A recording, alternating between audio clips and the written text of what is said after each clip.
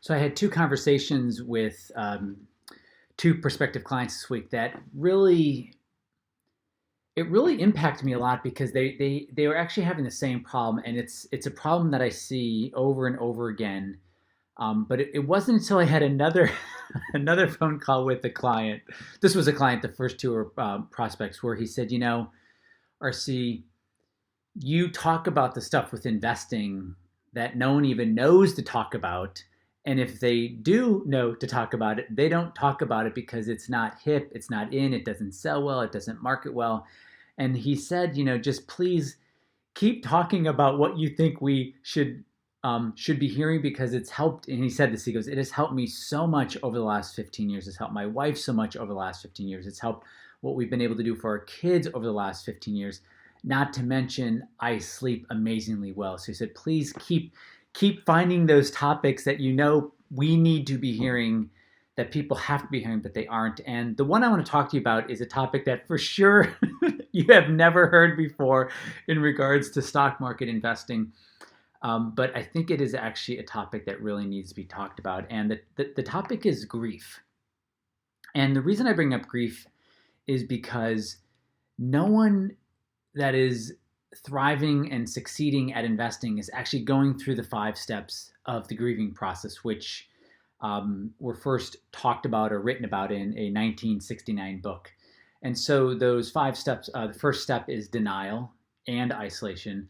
The second one is anger. The third one is bargaining. The fourth one is depression. And the fifth is acceptance. And what I've noticed with people in their investing, the ones who can get to acceptance the quickest, and again, we don't know we're going through this grieving process. And just so you guys know, everybody goes through a grieving process, whether they know it or they want to or not, including men over the age of 50. So the two prospects that I talked to this week, both of them, what I realized was they were stuck in one.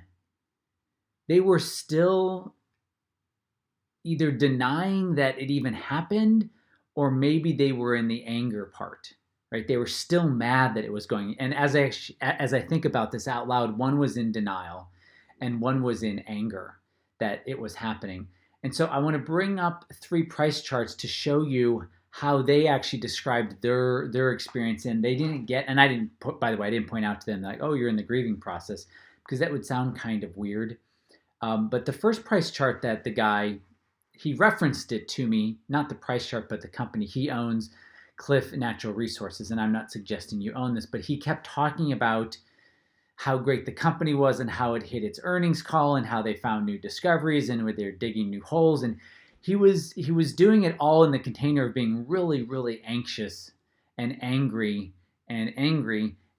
about it. And the price chart shows you that it has fallen just shy of 50%. Now, whether it goes up or down next week, the point is that during this whole fall, between February and May, he was nowhere near the acceptance of that it was falling. He kept going to, he probably, as I think about it, was probably in the bargaining step, anger and bargaining, because he kept telling me all the reasons why it wasn't supposed to be falling. And he kept referencing in a very angry way the manipulators, the people manipulating Cliff. And I kept thinking in my brain, like, wow, like, yeah, but it's fallen 50% or it's falling. And so the first price chart, this price chart, I want to just really point out that when you allow yourself and you recognize there actually has to be a grieving process. I mean, think about it. If you go buy a Starbucks coffee and and it falls or you drop it on the way out to your car, like, even that you have to go through the grieving process, right? You have to go through, I can't believe that just happened. So, right, that's the denial. And then the second thing, you're like, oh, fill in the blank, right? That's the anger. You say something outside or inside your brain of how you are very displeased with you dropping it. And then the third is you start kind of bargaining, like, that didn't just happen. That did not, that $7 latte, whatever, that I just did not drop that on my pants. And then there's a moment of depression, like, oh, I can't, I'm going to be late, I have to go home. So there's this like, oh, I have to go do this. And then finally, maybe not right away, but finally it's like, okay, this happened. I lost a $7 latte. I'm going to be late for the meeting. Like you go through that. That's just like a $5 or $7 coffee. Imagine if you have $50 or $70,000 or your retirement on the line and you bought something and it's against you 50%. Imagine you're not going to go through that grieving process in 5 minutes.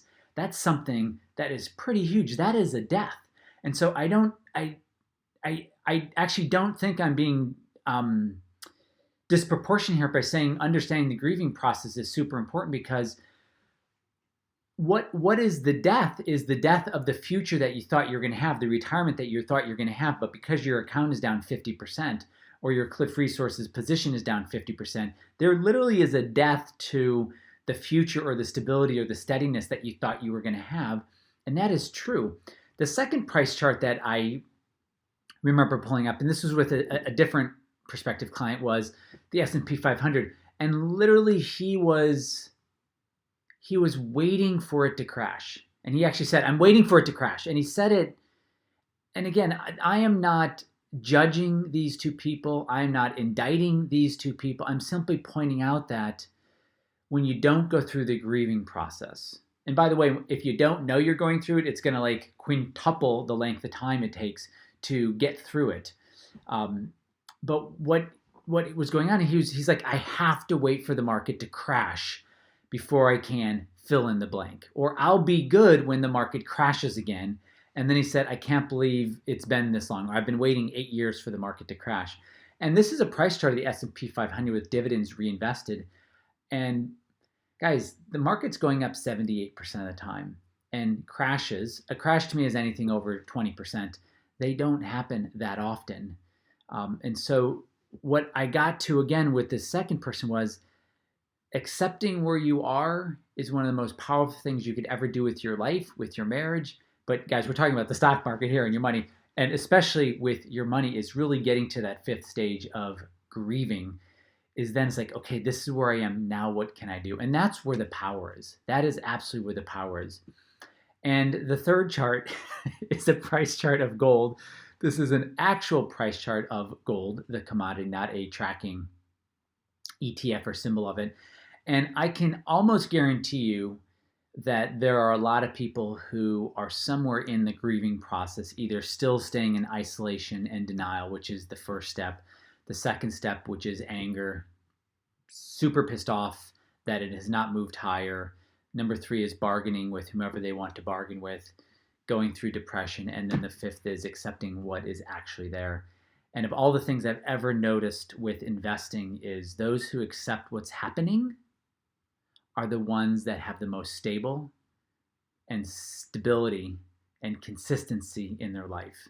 And as you've heard me say over and over, you can get that by knowing what those two questions are. What are the two questions you have to ask yourself to make sure that your money is aligned? And I talk about that repeatedly. But as far as the grieving, this is the 3 price charts that I wanted to show you. And the takeaway, guys, is start your grieving. And what I mean by that is actually start the acknowledgement that you are, of course, grieving. We grieve when we drop a coffee, when we drop a water that cost you a dime. The fact that you have tens of thousands or hundreds of thousands or millions of dollars on the line, which it's even bigger than that. It's your future. It's your stability. It's your kids' future. It's how you have stewarded your money. That is a big deal. And when that hasn't gone well, there absolutely is a death of your future and how it had to how you wanted it to happen. So start your grieving. That will create more stability and consistency in your life. It will give you more choices. And also, too, it will give you the power to act, to start to make the right choices, to get your money aligned with the markets. Guys, this is just another step in helping you protect your portfolio and your future. Until next time, this is RC Peck.